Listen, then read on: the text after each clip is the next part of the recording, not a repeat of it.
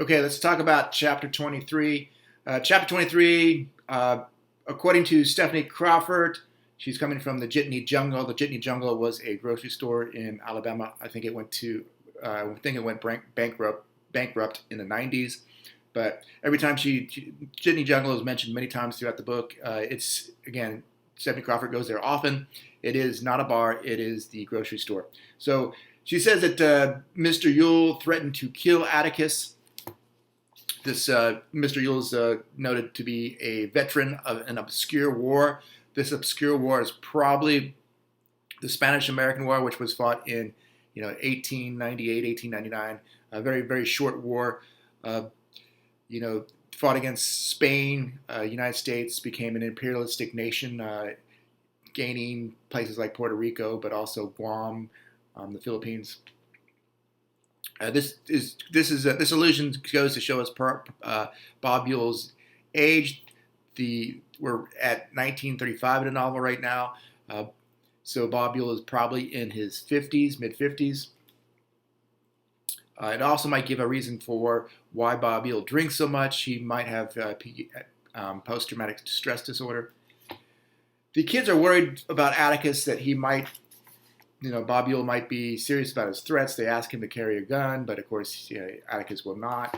Atticus reminds them that they need to, see themselves standing in Bob Yule's shoes. This goes back to the lesson in Chapter 3 where Atticus tells Scout that in order to understand another person, you need to walk around in their skin.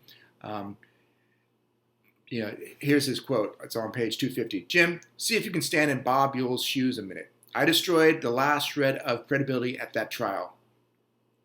If he had any to begin with, the man had to have some kind of comeback. His kind always does. So if spitting in my face and threatening me saved Ella Yule one extra beating, that's something I'll gladly take.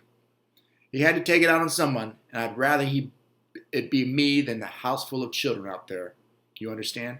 So Bob Yule's last thread of credibility is taken by Atticus in the courtroom. Even though they convict Tom Robinson, it's very obvious that Bob Yule is lying. Bob Yule has to have a comeback. And so if spitting in Atticus's face saves it, saves Mayella one extra beating, he'll take it. Note that he thinks that is it, that Bob Yule has got it out of his system. We'll see. Then this goes into the discussion of the trial. Jim can't understand how they would convict Tom so quickly. Atticus says it wasn't quickly. Usually in cases such as Tom Robinson's, a white man versus a black man, they convict in a matter of minutes. This took hours. And they come to find out that there was a Cunningham on the jury. And it took a while for the jury to wear that Cunningham down to actually to convict. And this is on 255. He said the Cunninghams hadn't taken anything from or off anyone since they migrated to the New World. He said the other thing about them was once you earned their respect, they were for you tooth and nail. Atticus said he had a feeling, nothing more than a suspicion, that they left the jail that night with considerable respect for the Finches. So this is a beginning. The Cunninghams are now on the Finches' side. Then this gets into Scout has a new refound respect for Walter Cunningham, and she's going to invite Walter Cunningham over to the house once school starts. Aunt Alexandra says, no, that you're not. Scout responds, but I want to play with Walter. Why can't I?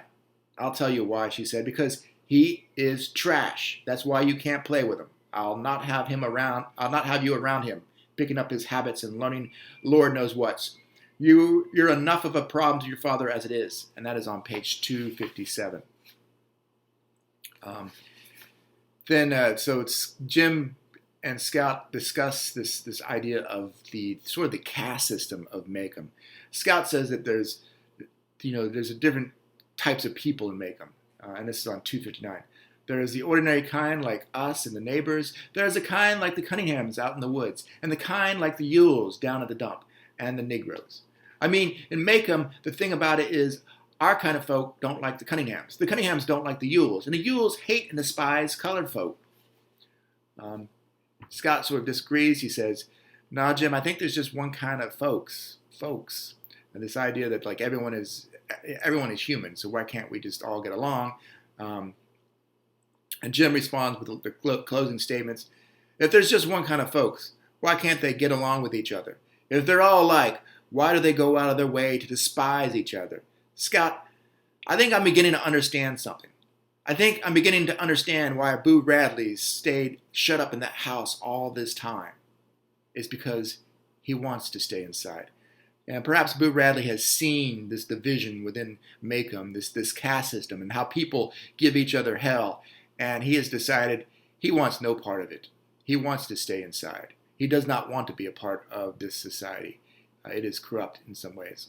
Again, this is a Bill Dunsman Roman novel, and Scout and Jim are growing up. All right, that's it for today. I'll talk more tomorrow. We'll talk about chapter 24. Hope that helps.